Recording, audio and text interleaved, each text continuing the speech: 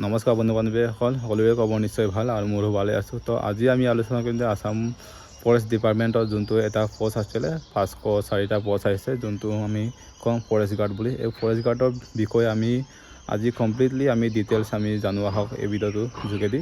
তো যদি ভিডিঅ'টো আপোনালোকে লাইক কৰি ল'ব, যদি চেনেলটো ছাবস্ক্ৰাইব কৰা নাই ছাবস্ক্ৰাইব কৰি ল'ব, কাৰণ মই এনেকুৱা আসাম পুলিচৰে হওক বা ফৰেষ্ট গাৰ্ডে হওক বা বিভিন্ন ধৰণৰ আসামৰ বিভিন্ন ধৰণৰ এক্সামবিলাকৰ ওপৰত মই এটা আপডেট দিবলৈ চেষ্টা কৰি আছোঁ আপোনালোকৰ মাজত। মই আগৰ পৰা দি আছোঁ, হ'লেও এইকেইদিন অকণমান সময়টো শ্বৰ্ট হৈছোঁ, মই নিজৰ কাৰণে সময় দিবলগীয়া হৈছোঁ। তো সেইটো কাৰণে আপোনালোকৰ মাজত ইমানখিনি সময় দিব পৰা নাই আপোনালোকৰ আপডেটবিলাক।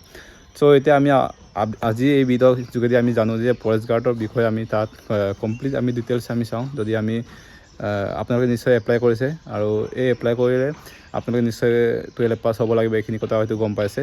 12 যোনটো তাত ড্ৰেছটো ইউনিফৰ্মটো সকলোৱে গম পাইছে 1 ষ্টাৰ, মেক্সিমাম 1 ষ্টাৰ এটা পিন্ধিবলৈ আপুনি maximum qualification higher secondary pass হ'বই লাগিব। এইখিনি কথা হয়তো আপোনালোকে সকলোৱে গম পাইছে, আৰু যোনসকল আচলতে হয়তো গম পোৱা নাই এই ভিডিঅ' কমপ্লিটলি ডিটেইলছ চাওক, শেষৰ পৰা আৰম্ভৰ পৰা শেষলৈকে চাওক, আপুনি কমপ্লিট গম পাই যাব।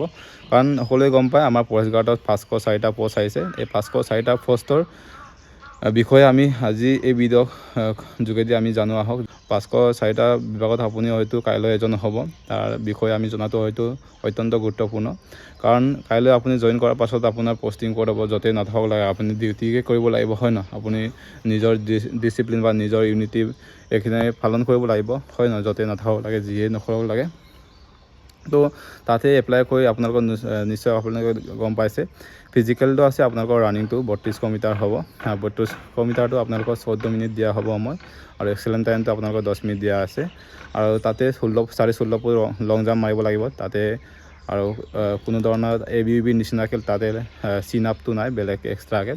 যদি আপোনালোকৰ NCC কোৱালিফিকেশ্যন আছে, যদি C চাৰ্টিফিকেট থাকে আপুনি 5 নম্বৰ পাব, যদি B আছে যদি আপুনি 3 নম্বৰ পাব, যদি A আছে আপোনাৰ তেতিয়াহ'লে আপোনাৰ 2 নম্বৰ পাব। তো এনেকুৱা এটা যোনটো এডভাৰটাইজমেণ্ট নটিছত তাতে উল্লেখ কৰা আছে যে আপোনালোকৰ টোটেল মাৰ্ক আছে ফিজিকেলৰ 40 হ'ব, আপোনাৰ লং জাম্প আৰু আপোনালোকৰ ৰানিংটো হ'ব। তাৰ পাছতে আপোনালোকৰ যেতিয়া ৰানিং লং জাম্প মাৰি শেষ হ'ব, আপোনালোকৰ তাতে যোনটোত আপোনালোকক ইণ্টাৰভিউ লৈছিলে এইখন জেগাতে আপোনালোকক মেডিকেল চেকআপ হ'ব। মেডিকেল সম্পূৰ্ণ আপোনালোকৰ হাতখিনি চাব, নখনি চাব, প্লেট ফুটটো চাব, হাতটো চিধা আছে নাই চাব, আৰু এইখিনি চাব, আৰু চকুটো চাব, লাৰ পাৰ্জনবিলাক চাব, এইখিনি সৰু সুৰাকৈ চাব। আৰু তাতে আপোনালোকক এইখিনি কোৱালিফিকেশ্যনৰ তাৰ পাছত আপোনালোকক কি কৰা হ'ব, আপোনালোকৰ তাত মানে এটা বেলেগ জেগাত লৈ গৈ আপোনালোকৰ ডকুমেণ্টছখিনি চোৱা চিতা হ'ব বা তাতে ভেৰিফিকেশ্যন কৰা হ'ব।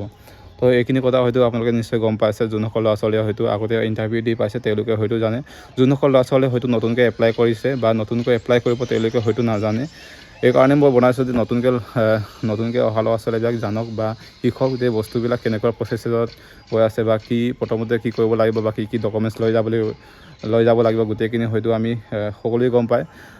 তোমালোকে হয়তো যোনখিনি ডকুমেণ্টছত এপ্লাই কৰোঁতে দিছিলা, চাৰ্টিফিকেটৰ পৰা ধৰি মাৰ্কশ্বিটৰ পৰা PRCৰ পৰা কাষ্ট চাৰ্টিফিকেটৰ পৰা ধৰি গোটেই ডকুমেণ্টছখিনি আপোনালোকে যোনখিনি হয়তো আপোনালোকে তাতে এপ্লাই কৰোঁতে দিছিলা, তাতে আপোনালোকে গোটেই ডকুমেণ্টছখিনি যেতিয়া ইণ্টাৰভিউ লৈ ৰানিং কৰিবলৈ যাবা তেতিয়া আপোনালোকে লগত লৈ যাবা।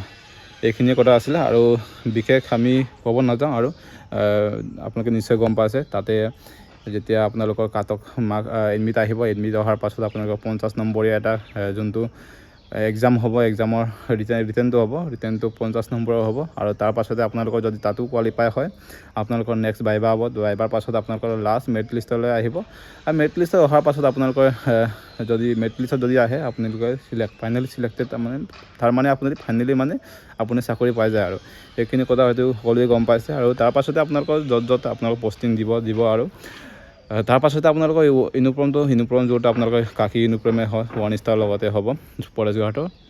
আৰু এইখিনি কথা হয়তো গম পাইছে তেওঁলোকৰ হয়তো ডিপাৰ্টমেণ্টেলি এনেকৈ এক্সাম পতাও হ'ব পাৰে, বা তেওঁলোকৰ হয়তো এটা নিয়মীয়া এটা মেনু থাকে। এই মেনুৱেলৰ মতে আপোনালোকৰ প্ৰমোশ্যন হ'ব, আপোনালোকৰ লাহে লাহে গৈ থাকিব। এনেকৈ চৰকাৰী এটা কৰ্মচাৰী হ'বলৈ হয়তো বহুত মেহনত কৰিব লাগিব। তো এইখিনিয়ে আছিলে আপোনালোকৰ এটা আপডেট দিবলৈ, সৰু এটা আপডেট দিবলৈ। তো এইটোৱে আছিলে, নেক্সট ভিডিঅ'ত লগ পাম, বাই বাই।